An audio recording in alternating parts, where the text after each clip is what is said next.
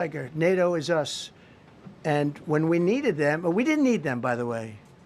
We didn't need them, obviously, because they haven't helped at all. Just the opposite. They've actually gone out of their way not to help. They didn't even want to give us landing strips.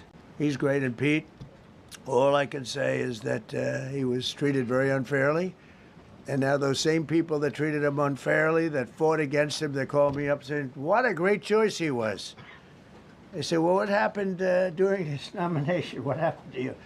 I'm telling you, people that were not for him, senators, friends of mine, sir, I don't think you're doing the right thing. Now they're calling me up. What a choice. These two guys are fantastic.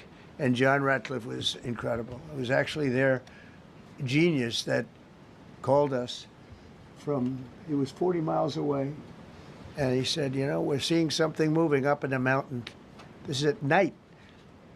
And they kept the camera on him for 45 minutes. He wasn't moving. And they said, you know, probably wrong, but we're seeing something moving. This is a vast mountain, vast, thick, with bushes, trees. He said, we see something moving 40 miles away.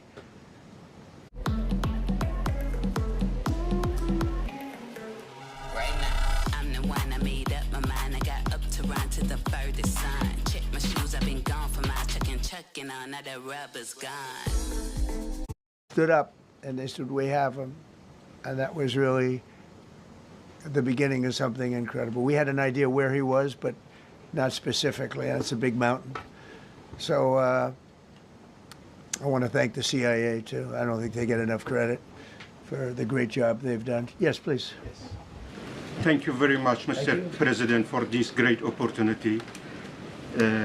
Country, it has super army. You make a difference, Mr. President. Thank you for your greatest leadership.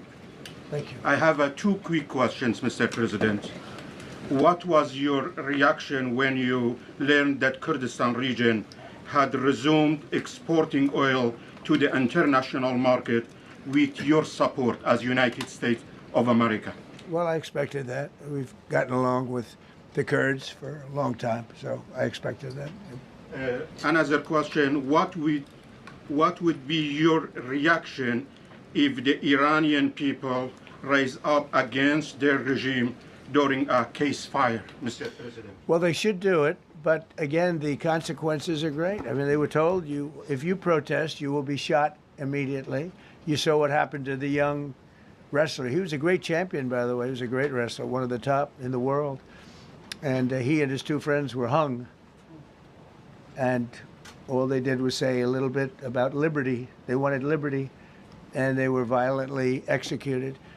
But the number is up to probably 45,000 people were killed. So, you know, when somebody stays in a house, when they know if they walk out of the house to protest, they'll be immediately shot and killed.